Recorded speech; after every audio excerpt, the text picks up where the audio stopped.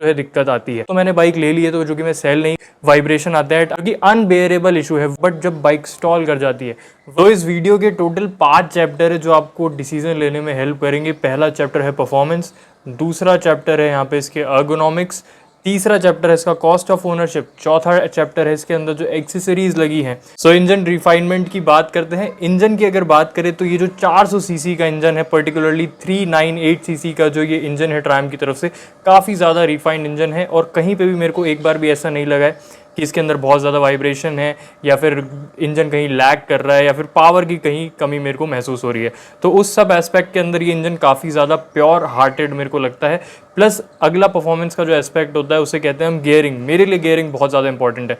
जब मैं ये बाइक लेने वाला था उससे पहले मैंने जावा, मीटियोर, हंटर और जितनी भी इस प्राइस सेगमेंट के अंदर बाइक्स आती हैं या इससे ऊपर भी जो बाइक्स आती है वो मैंने चलाई थी। और उनके अंदर जो मेरे को सबसे बड़ा प्रॉब्लम लगी थी वो गियरिंग की थी कि बार बार वहाँ पे गियर चेंज करने पड़ते हैं। जबकि यहाँ पे अगर मैं बात करूँ तो मुझे इतने ज़्यादा गियर चेंज नहीं करने पड़ते हैं। मोस्ट ऑफ द टाइम मेरा ध्यान भी नहीं होता और मेरी बाइक चौथे गियर पे होती है और 20-30 की स्पीड में चल रही होती है। कभी कभी आप गियर डालना भूल जाते हो, जैसे मैं तो भूल जाता हूँ, तो वहाँ पे बाइक जर्क खा के बंद नहीं होती अनटिल एंड अनलेस आप बहुत ही ज़्यादा स्लो स्पीड हो। तो जो इसका गियर कैलिब्रेशन है इंजन के साथ वो बहुत प्यारा है, वन ऑफ द बेस्ट मेरे को ऐसा लगता है। और जो अगली चीज़ है वो यहाँ पे इसका ट्रैकेबिलिटी। यहाँ पे आप कितनी जल्दी पावर को अडेप्ट कर पाते हो उस पर भी डिपेंड करता है। एक 400 सीसी की मशीन अगर आप गोरिल्ला लेके जाओगे तो आपको वहाँ पे अडेप्ट करने में काफ़ी ज़्यादा टाइम लगेगा। जबकि यहाँ पे अगर आप देखोगे तो आप बाइक में विदिन 10 to 15 मिनट्स यहाँ पे आप जो है अडेप्ट कर लोगे, क्योंकि जो वेट है बाइक का वो 180 किलो के आसपास है।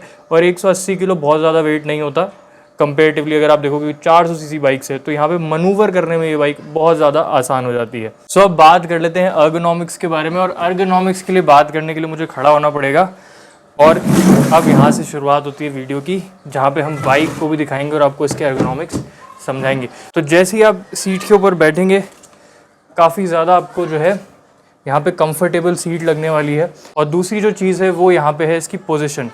तो जो मेरे को पोजीशन मिल रही है, आप दूर से देखेंगे कि मैं ना तो बहुत ज़्यादा लीन हूँ ना मैं बहुत ज़्यादा पीछे क्रूज़र की तरह बैठा हूँ। यहाँ पे मेरे को एक अच्छी पोजीशन मिलती है जो कि मेरे को हाईवे में भी काम आएगी और प्लस इसके साथ साथ मेरे को सिटी में भी काम आएगी। जब मेरे को बहुत ज़्यादा हाई परफॉर्मेंस चाहिए होती है बाइक से, तो मैं यहाँ पे थोड़ा सा और आगे होकर बैठ जाता हूँ और मैं इजीली इसको ट्रैक कर पाता हूँ आराम से। हालांकि मेरी हाइट 5'11" है तो मेरे को ये करने की भी ज़रूरत नहीं है। बट देयर आर समटाइम्स जब आप हाईवे पे होते हो और आपको जल्दी से अगर कोई डिस्टेंस कवर करना है, सो ये ट्रिक है जो मैं आपको बता रहा हूँ। थोड़ा सा आगे हो जाओ, आपको बाइक पे ना और ऐसा लगेगा कि आप बाइक से ज़्यादा कनेक्टेड हो। प्लस डेली क्रूजिंग के लिए और सिटी में चलाने के लिए आप इस तरीके से इसको चला सकते हो आराम से। वन ऑफ दी बेस्टेस्ट अगर इंस्ट्रूमेंट क्लस्टर अगर आपको कोई चाहिए किसी बाइक में तो वो ये हो सकता है। थोड़ा सा जूम करके भी मैं आपको दिखा देता हूँ। तो एकदम बेस्ट इंस्ट्रूमेंट क्लस्टर मेरे को ये लगता है इस बाइक का। पहली चीज़ तो ये जो है एनालॉग है, तो यहाँ पे पूरा डिजिटल नहीं है। प्लस यहाँ पे छोटा सा एक LCD भी दिया हुआ है जो कि काम का है, बहुत ज़्यादा काम का है।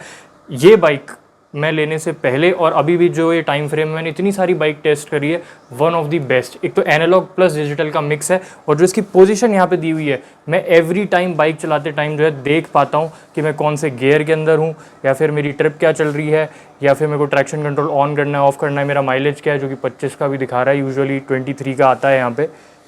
तो वन ऑफ द बेस्ट। अब बात कर लेते हैं यहाँ पे सस्पेंशन की। तो सस्पेंशन दिखाने के लिए मैं आपको यहाँ पे जो है थोड़ा पीछे होऊंगा और सस्पेंशन के साथ साथ पिलियन की भी मैं बात करूँगा। तो पिलियन कंफर्ट इस बाइक के अंदर उतना ज़्यादा अच्छा नहीं है। अगर आप 2 जने भी बैठ के जाएंगे तो यहाँ पे जो पीछे वाला पर्सन होगा उसको काफ़ी ज़्यादा पेन होगा और वो एक कंफर्टेबल सीटिंग नहीं होगी। तो ये बाइक जो है बेस्ट रहेगी एक इंसान के लिए। बट अगर आप जैसे मैं और मेरा भाई साथ में टूर करते हैं तो हम तो करते इसी सीट में, स्टॉक सीट है, अभी हमने कुछ छेड़ा नहीं है। और क्यों नहीं छेड़ा है उसका सबसे बड़ा कारण ये है कि मुझे पसंद नहीं है कि मैं कोई भी एक्सेसरीज़ जो है बाइक के ऊपर आफ्टर मार्केट लगाऊं। क्योंकि यहाँ पे आप देखोगे तो ट्रायम्फ ने हमको जो है सारी ही एक्सेसरी ऑलरेडी यहाँ पे लगा के दे रखी है। तो पहले मैं एक्सेसरीज़ की ही बात कर लेता हूँ, फिर कॉस्ट ऑफ ओनरशिप की बात करेंगे।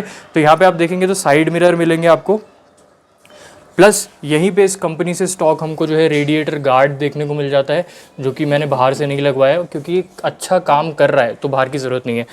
प्लस यहाँ पे जो है लुक को ना बिगाड़ते हुए कंपनी ने हमको स्टॉक ही इंजन गार्ड भी यहाँ पे दिया हुआ है। बहुत सारे लोग वो आफ्टर मार्केट इंजन गार्ड लगा लेते हैं और फिर उनको लगता है कि बाइक गिर जाएगी तो कोई दिक्कत नहीं है। बट उससे एक सबसे बड़ी जो इशू आती है वो मैं आपको बताता हूँ क्या है। जब भी कोई आप इंजन गार्ड आफ्टर मार्केट लगाओगे, बहुत ज़्यादा चांसेस है कि वो जो सारा लोड है आपकी चेसी पे डालेगा, और अगर आपकी बाइक बहुत ज़्यादा फ्रीक्वेंटली गिर रही है, इससे आपका जो चेसिस है उस पर इम्पैक्ट पड़ता है। तो बेटर है आप यही लगा के रखो। प्लस यहाँ पे अगर हम रेडिएटर की बात कर ही रहे हैं तो मैं हीट की भी बात कर लेता हूँ। क्या बाइक में हीटिंग होती है? हाँ जी, बाइक के अंदर अच्छी खासी हीटिंग होती है, और क्योंकि अभी गर्मियाँ आ रही है, मैं इस बाइक को थोड़ा सा भी बाहर लेके जाऊँगा तो ये बाइक अच्छी खासी हीट करती है, और 400 सीसी का इंजन भी है तो हीट करना बनता है। बट वो हीट ऐसी नहीं होगी कि आपको ना परेशान कर दे। वो हीट बस इसका रेडिएटर फ़ैन चलता रहेगा, आवाज़ आती रहेगी, ऐसा लगेगा कि एसी का कंप्रेसर चल रहा है। बाकी ऐसी हीट नहीं होगी कि आपको बर्दाश्त ना हो, बुलेट जैसी। अब यहाँ पे बात कर लेते हैं कॉस्ट ऑफ ओनरशिप की। तो कॉस्ट ऑफ ओनरशिप की बात करें तो उसमें सबसे पहला आता है यहाँ पे इस बाइक के ऊपर कितना खर्चा हुआ है मेरे को 1 साल के अंदर। तो पिछले 1 साल के अंदर जो पैसा हमने ट्रायम्फ की वर्कशॉप को दिया है वो करीब 15 से 16 हज़ार रुपये है, जिसके अंदर यहाँ पे जो है मंथली मेंटेनेंस भी आप इंक्लूड कर लीजिए। वो आपकी मर्ज़ी, आप कराना चाहो तो कराओ वहाँ पे जाके, या फिर मत कराओ। बट क्योंकि मैंने यहाँ पे एक्सेसरी भी इसके अंदर लगवाई है तो मैंने एक्सेसरी को भी कॉस्ट ऑफ ओनरशिप के अंदर जो है इंक्लूड कर दिया है। क्या मैंने इंक्लूड नहीं किया है इस 15-16 हज़ार रुपये के अंदर, वो है यहाँ पे जिसका चेन ल्यूब्रिकेशन है, और ये सारी चीज़ें मैंने इंक्लूड नहीं करी है। इसका एडिशनल कॉस्ट है जो कि आप पे डिपेंड करता है आप किसका यूज़ करते हो। मैं मोटूल का यूज़ करता हूँ, चेन ल्यूब और चेन क्लीनर, और मैं पहले तो ट्रायम्फ ही करवाता था बट अब मैं जो है खुद ही कर लेता हूँ, तो वो उसका एक एडिशनल कॉस्ट है। फिर उसके बाद कॉस्ट ऑफ ओनरशिप में फ्यूल भी आता है। तो कांस्टेंट माइलेज की बात करें तो वो मुझे 23 इस बाइक के अंदर मिलती है। प्लस राइडिंग पैटर्न पे भी माइलेज काफ़ी ज़्यादा डिपेंड करता है। जैसे इसी बाइक से मैंने जो है 30 kmpl का भी माइलेज निकाला हुआ है। अब वो कैसा राइडिंग पैटर्न होता है वो आप वीडियो जाके देख सकते हो, यहाँ पे आई बटन आ रहा होगा, वहाँ पे आप जाओ और वीडियो जाके देखो।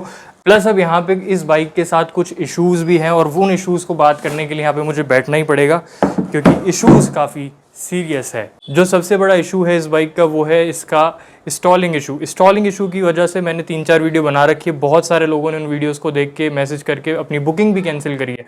अब वो अगर आपको जानना है तो उसके लिए आप वो वीडियोस जाके देख सकते हैं। बट स्टॉलिंग इशू एक ऐसा इशू है यार, अब तो मैंने बाइक ले ली है तो जो कि मैं सेल नहीं करने वाला, जो कि अनबेयरेबल इशू है। वो एक ऐसा इशू है जिसकी वजह से ओवरऑल सारा एक्सपीरियंस ख़राब हो जाता है। मेरे को लो माइलेज भी जमता है, मेरे को सारी चीज़ें जम जाएगी। जैसे यहाँ पे फुट पैक पे कभी कभी वाइब्रेशन आता है, हायर स्पीड जब ये बाइक 5000-6000 RPM पे होती है, बहुत हाई स्पीड पे वाइब्रेशन आएंगे, नेग्लिजिबल है वो भी मेंटेन हो जाएंगे, उसमें भी कोई दर्द नहीं आएगा। बट जब बाइक स्टॉल कर जाती है वहाँ पे जो है दिक्कत आती है। तो ये कुछ इशूज़ है इस बाइक के साथ। इंजन वैसे बहुत प्यारा है, प्लस स्टॉलिंग इशू के लिए मेरे को बहुत सारे लोगों ने ये भी कहा है कि सेकंड सर्विस पे आप इसमें कैस्ट्रॉल का इंजन ऑयल डालें। तो वो जब सेकंड सर्विस हमारी नेक्स्ट मंथ होगी तब हम कोशिश करेंगे कि इसमें कैस्ट्रॉल का इंजन ऑयल डालें। अब यहाँ पे ओवरऑल बाइक की बात करेंगे तो काफ़ी ज़्यादा प्यारी बाइक है, और अगर आज 2026 के अंदर मेरे को कोई 400 सीसी की बाइक दोबारा से लेनी हुई और इच्छा मन के अंदर उत्पन्न हो गई तो मैं कौन सी बाइक लूँगा? मैं शायद फिर से एक बार ट्रायम्फ स्पीड 400 या स्क्रैम्बलर 400X पे जाऊंगा। अब ये बात सुन के हो सकता है आपको लगेगा कि यार इतना क्रिटिसाइज़ भी किया है, स्टॉलिंग के बारे में 4 वीडियोस बन चुकी हैं, माइलेज भी कम है, उसके बावजूद, जी हाँ यार उसके बावजूद, क्योंकि जो बाइक बिल्ड क्वालिटी ये ऑफ़र करती है, जो पावर ये ऑफ़र करती है, जिस प्राइस पे ये ऑफ़र करती है, वो शायद कहीं और आपको नहीं मिलता है। और मेरे ख्याल से अभी ये सबसे बेस्ट टाइम है, क्योंकि 350 सीसी की जब लाइनअप आएगी इस बाइक की, उसके बाद इसकी प्राइस जो है ड्रास्टिकली बढ़ जाएगी। और अगर आप उनमें से हो जिनको लगता है कि ये बाइक जो है बिकना बंद हो जाएगी, क्योंकि ऐसा परसेप्शन बना रखा है लोगों ने, तो ऐसा नहीं होने वाला है। ये मैंने डिटेल के अंदर एक वीडियो में समझाया है, वो भी आप जाके देख सकते हो। इस वीडियो के लिए इतना ही। ये था मेरा 1 साल का total ownership review, raw crisp. अगर ये वीडियो आपको अच्छी लगी और इससे आपको थोड़ी सी भी हेल्प मिली है तो चैनल को सब्सक्राइब कर दीजिए, वीडियो को लाइक कर दीजिए, और थंडर की और वीडियोस देखने के लिए तो चैनल को सब्सक्राइब करना ही पड़ेगा।